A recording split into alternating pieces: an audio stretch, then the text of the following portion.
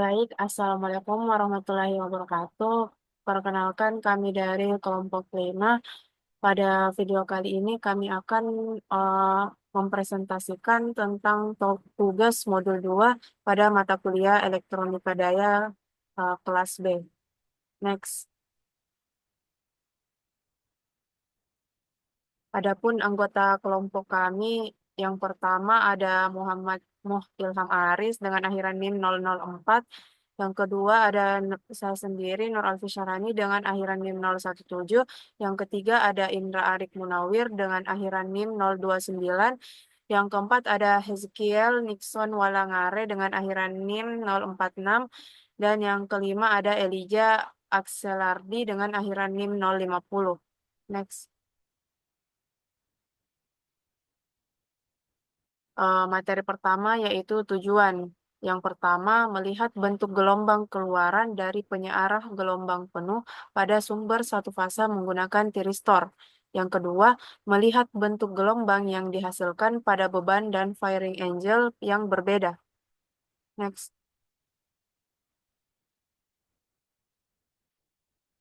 Materi selanjutnya yaitu pendahuluan. Rangkaian tiristor pengontrolan fasa digunakan untuk menghasilkan tegangan keluaran yang dapat diatur besarnya dengan cara mengatur waktu tunda atau sudut penyalaan alfa pada tiristor. Tiristor diaktifkan dengan memberikan pulsa pada gate-nya. Berdasarkan tegangan masukannya, konverter pengontrolan fasa dibedakan menjadi konverter satu fasa dan konverter tiga fasa. Pada setengah siklus positif, tiristor akan on atau aktif setelah gate-nya diberikan pulsa dengan waktu tunda sebesar alfa. Setelah omega T lebih besar dari alfa, maka tiristor akan on dan tegangan pada beban sama seperti tegangan masukannya, baik konverter satu fasa maupun tiga fasa. Masing-masing memiliki tipe semi-converter, full converter, dan dual converter. Next.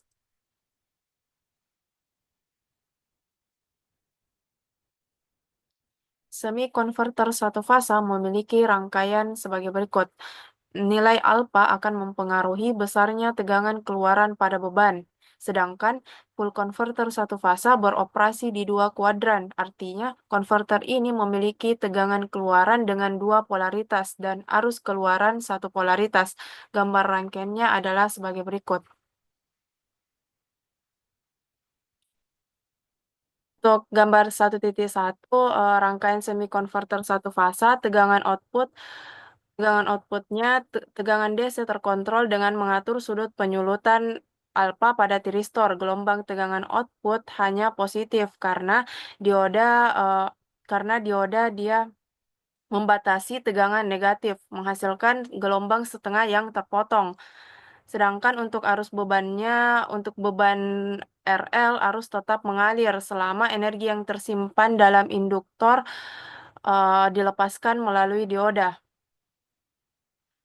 Untuk arus arus bebannya hanya mengalir dalam satu arah atau dia hanya beroperasi pada kuadran pertama. Sedangkan untuk gambar 1.2 yaitu rangkaian full converter satu fasa, tegangan outputnya dia dapat diatur dengan mengubah sudut penyalaan alfa dan tegangan hanya muncul setelah sudut alfa berbentuk potongan gelombang sinus. Sedangkan untuk arus beban, dia bergantung pada sifat beban. Untuk beban RL, arus tetap mengalir meskipun tegangan nol karena energi induktor. Dan rangkaian ini memungkinkan arus mengalir dua arah, yaitu kuadran pertama dan kuadran keempat, mendukung pengembalian energi. Eh, Next. Untuk materi selanjutnya, saya serahkan ke teman saya. Baik, terima kasih atas kesempatannya. Di sini saya akan menjelaskan bagaimana kita mensimulasikannya di software PSIM. Jadi pertama kita mengklik New, kemudian drag and drop komponen yang ada di bawah.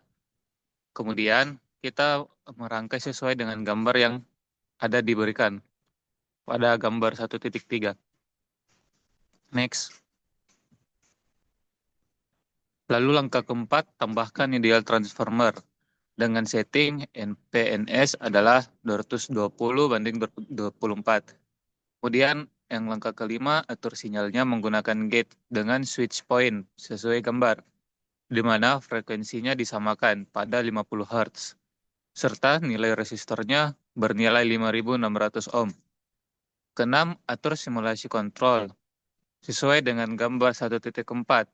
Bisa juga disesuaikan dengan keinginan. Next. Setelah merangkai dan menentukan nilai-nilainya, kita mengklik run untuk merunning simulasi yang telah kita buat. Kemudian setelah merun, amati gelombang hasil simulasi, hasil measure, dan ambil screenshot. Lalu tambahkan komponen induktor. Nah, pada komponen induktor ini kita berikan nilai sebesar 10H yang disusun secara seri dengan beban air. Ulangi langkah ke-8 dan ulangi langkah di atas dengan merubah-rubah nilai beban atau merubah firing angle-nya. Next. Saya serahkan kepada pemateri selanjutnya. Baik, bisa dilihat gambar rangkaian yang sebelah kiri yaitu simulasi dengan beban R dan sebelah kanan yaitu simulasi dengan beban R dan L. Lanjut. Next slide.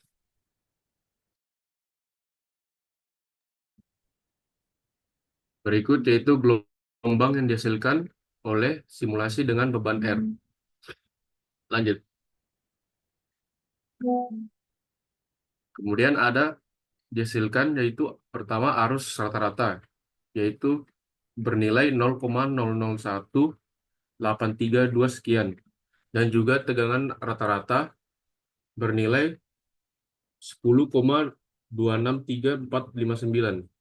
Lanjut. Dan juga ada arus efektif yang bernilai 0,00256 sekian dan juga tegangan efektif yang bernilai 14,339172. Lanjut. Power factor yang dihasilkan dari beban R yaitu 1 dan daya yang dihasilkan yaitu 0,03671 sekian. Lanjut. Saya serahkan ke materi berikutnya. Baik, kemudian ada hasil simulasi dari beban RL, di mana pertama itu ada gelombang, di mana kita bisa melihat gelombangnya ini yang dihasilkan dari SCR, di mana eh, ditentukan oleh sudut penyalaan yang diatur pada tahap langkah-langkah sebelumnya. Nah, kemudian kita dapat melihat juga bahwa di mana terjadi arus tunda atau lagging, yang mana tegangan mendahului arus tertentu. Kemudian lanjut pada arus average atau arus rata-rata, di mana hasilnya itu 0,00177785. Kemudian ada tegangan average atau tegangan rata-rata, yang mana hasilnya yaitu adalah 10,330798. Nah, kemudian ada arus efektif yang didapatkan yaitu adalah 0,0021253379. Adapun tegangan efektif yang dihasilkan yaitu 14,342536 volt. Nah, adapun Power factor yang bernilai 0,8382. Kemudian dayanya yaitu 0,030478522. Nah, kemudian saya serahkan ke materi selanjutnya.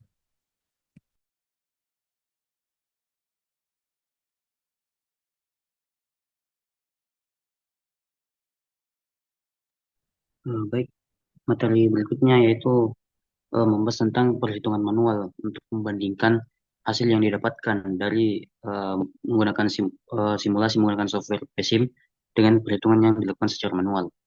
Nah, yang pertama yang dihitung itu dengan beban R, di mana yang pertama dihitung itu adalah tegangan rata-rata atau V average dengan menggunakan sudut variangle 70 derajat dan didapatkan nilai 10,25 volt.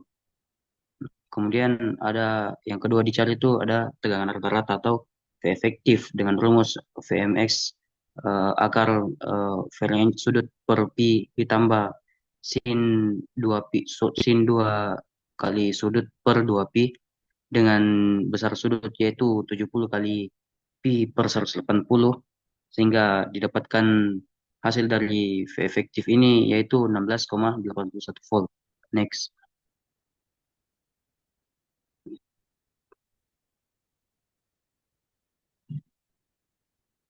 Next.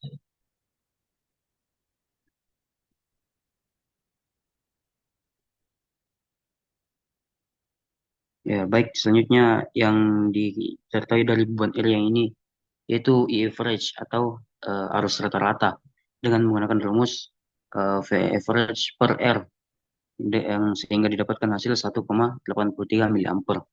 Kemudian yang dicari kemudian itu adalah arus rata-rata atau arus efektif dengan menggunakan rumus V efektif per R sehingga didapatkan nilai 3 mA. Kemudian daya rata-rata atau P average dengan menggunakan rumus I efektif kuadrat dikali dengan R dan didapatkan hasil 0,0504 watt. Kemudian daya semu dicari dengan menggunakan rumus V efektif dikali dengan I efektif dan didapatkan hasil 0,504 volt ampere. Dan kemudian kita juga mencari power factor dengan menggunakan rumus daya rata-rata P average per daya arusnya dan daya semuanya sehingga didapatkan nilai power faktornya itu 1. Next.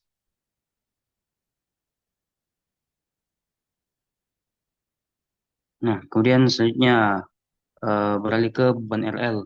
Untuk nilai-nilai yang dicari itu kurang lebih hampir sama, yang membedakan itu adanya pengaruh induktor pada rangkaian ini di mana nilai dari XL itu 2pi ditambah L dan didapatkan nilai 3141,6 ohm. Nah, digunakan untuk mencari nilai nantinya. Yang pertama, impedansi total, yaitu atau Z, dengan menggunakan rumus akar R kuadrat ditambah XL kuadrat, dan didapatkan hasil 6421,9 ohm. Kemudian ada V average atau tegangan efektif, dengan menggunakan rumus 24 kali akar per pi ditambah sin 2 kali sudut per 2 pi, sama dengan 16,81. Ini masih sama dengan beban R karena tidak dipengaruhi oleh L untuk bagian ini. Next. Kemudian ada I efektif dengan rumus V efektif per nilai Z dan didapatkan hasil 2,62 mA.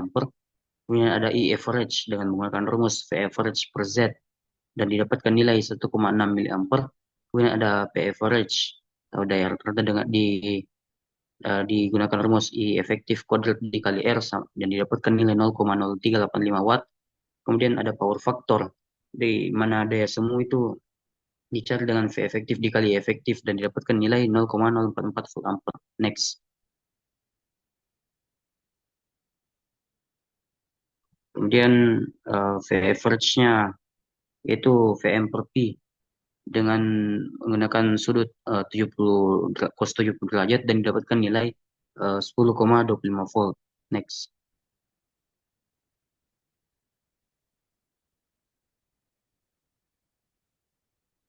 Next. Nah, setelah mendapatkan hasil perhitungan secara manual dan juga mendapatkan hasil perhitungan dengan menggunakan software power simulation, kita selanjutnya saya akan menarik kesimpulan di mana gelombang keluaran penyala gelombang penuh satu fasa dengan menggunakan tiristor dengan tegangan DC berdenyut dengan frekuensi 2 kali lipat frekuensi AC. Karena sudut penyalaan atau firing angle itu mengontrol besarnya tegangan keluaran, di mana semakin besar sudut penyulutannya, nah semakin kecil rata-rata tegangan DC yang dihasilkan. Nah, gelombang keluaran yang dihasilkan itu memiliki ripple atau riak yang bisa dikurangi dengan menggunakan filter seperti kapasitor. Dan sistem ini tuh memungkinkan kontrol tegangan yang fleksibel untuk berbagai aplikasi. Kemudian kesimpulan poin yang kedua yaitu bentuk gelombang keluaran penyala full wave satu fasa dengan menggunakan tiristor dipengaruhi oleh Fairy Angel atau sudut penyalaan, di mana semakin besar sudut penyalaannya, semakin kecil tegangan rata-rata yang dihasilkan. Hal tersebut disebabkan karena tiristor menunda konduksi arus dalam setiap setengah siklus gelombang. Yang pertama, sudut penyulutan yang kecil, misal 30 derajat.